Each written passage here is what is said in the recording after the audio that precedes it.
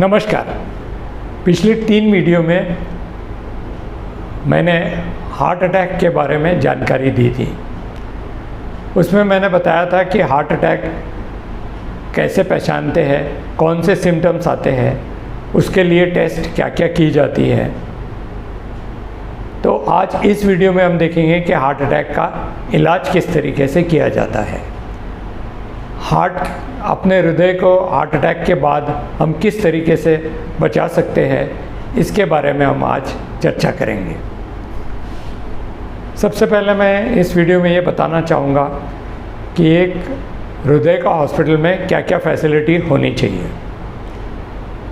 एक अच्छा आईसीयू होना चाहिए जिसमें वेंटिलेटर्स हो, मॉनिटर्स हो, ईसीजी अच्छी तरीके से मॉनिटर कर सकते हैं, ब्लड प्रेशर अच्छी तरीके से मॉनिटर कर सकते हैं, उसमें इंट्रायोटिक बलून पंप हो, एंजियोग्राफी और एंजियोप्लास्टी करने की फैसिलिटी हो, और इसके साथ साथ अगर सर्जरी करने की भी फैसिलिटी हो तो वो एक परफेक्ट हार्ट सेंटर माना जाता है। कोटा हार्ट इंस्टीट्यूट लेकर आया है अपना नया venture Arogya Shriji hospital. Regular cardiology service सुबह 10 से 2 बजे तक, daily free OPD and consultation तथा ECG, echo CTMT, angiography, angioplasty, bypass, pacemaker, ICD उचित दरों पर उपलब्ध है। विजिट करें आरोग्य Shriji hospital, Arogya Nagar, opposite new medical college, Kota. अब इस वीडियो में चर्चा करते हैं कि हमें हार्ट अटैक का उपाय क्या है और उसका ट्रीटमेंट किस तरीके से किया जाता है। तो सबसे पहले ट्रीटमेंट है थ्रोम्बोलाइसिस। थ्रोम्बोलाइसिस का मतलब ये होता है कि हार्ट की नाड़ियों में जो ब्लॉकेजेस होते हैं उसके ऊपर अगर किसी नाड़ी में क्लॉट बन जाता है और वो क्लॉट अपनी नाड़ी को 100% बंद कर देता है, उस समय हार्ट अटैक आता है। तो ये क्लॉट को डिज़ोल्व करने के लिए कुछ दवाइयाँ दी जाती है, उसे हम थ्रोम्बोलिसिस कहते हैं। आमतौर पर स्ट्रेप्टोकाइनेस या यूरोकाइनेस नाम की एक इंजेक्शन दिया जाता है, जिसे एक कॉमन लैंग्वेज में कहते हैं कि एक बड़ा भारी महंगा वाला इंजेक्शन दिया गया। ये क्लॉट को डिज़ोल्व करता है। ये ट्रीटमेंट 50 to 60% लोगों में ही सफल होता है और ये एक टेम्पररी इलाज है। इससे सिर्फ क्लॉट डिज़ोल्व होता है, लेकिन जो हार्ट के ब्लॉकेजेस है वो वहीं के वहीं ऐसे ही रहते हैं। इसलिए ये ट्रीटमेंट टेम्पररी बेसिस पे दी जाती है और ये वहाँ दी जाती है जहाँ पे दूसरी कोई कार्डियक फैसिलिटी ना हो। उस जगह पे ये एक इमरजेंसी ट्रीटमेंट के तरीके पे दी जाती है।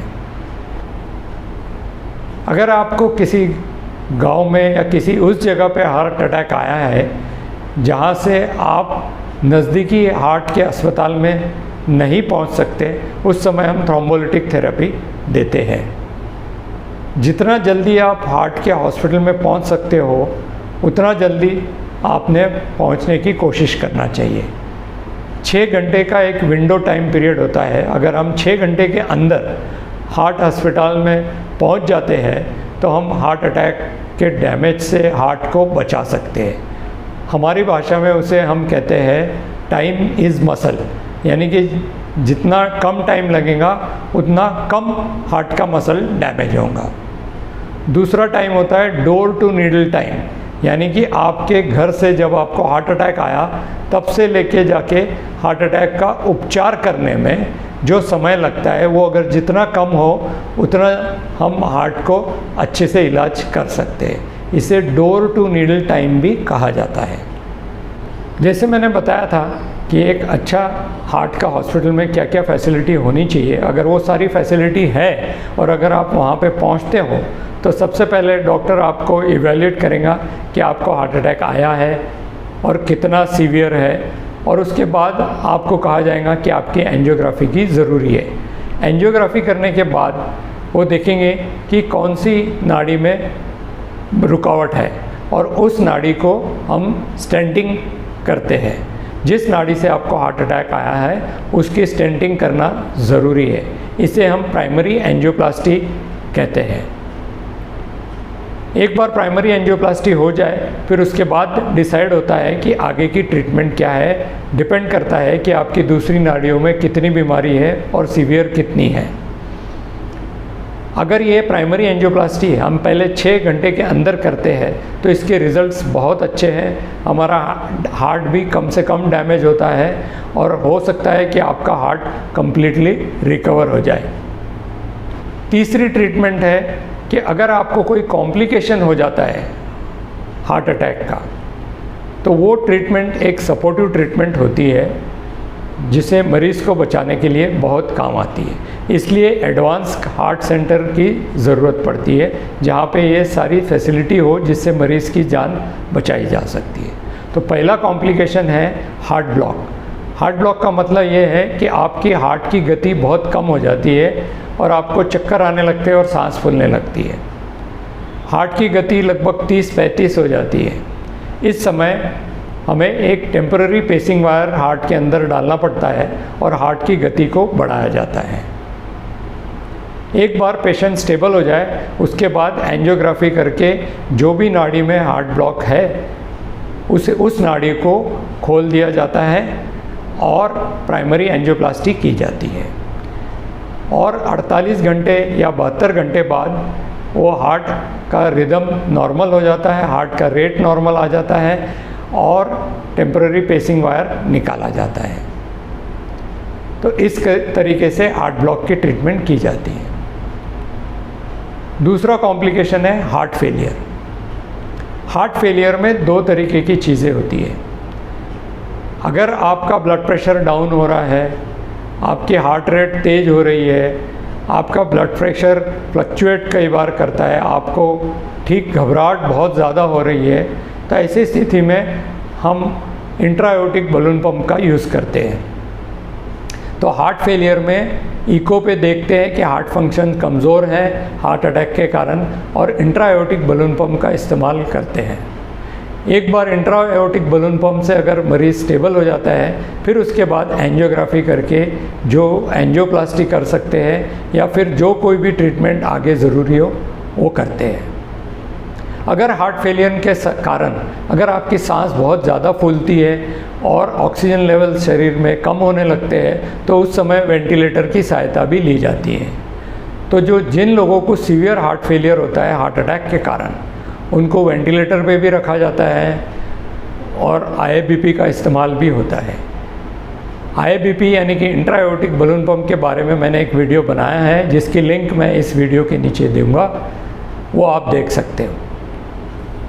जो लास्ट कॉम्प्लिकेशन है हार्ट अटैक का वो है हार्ट का रप्चर होना, यानी हार्ट कई बार फूट जाता है, कई बार उसका सेप्टम फूट जाता है, यानी लेफ़्ट और राइट के बीच में जो दीवार होती है वो फूट जाती है, उसे हम वेंट्रिकुलर सेप्टल डिफेक्ट कहते हैं।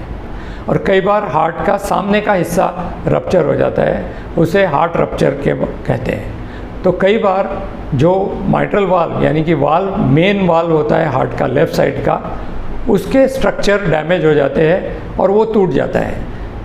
अगर ये परिस्थिति आती है तो इन तीनों परिस्थितियों में यानी कि heart rupture, ventricular septal defect और माइट्रल वाल्व रिगर्जिटेशन, तीनों स्थितियों में इमरजेंसी सर्जरी करनी पड़ती है।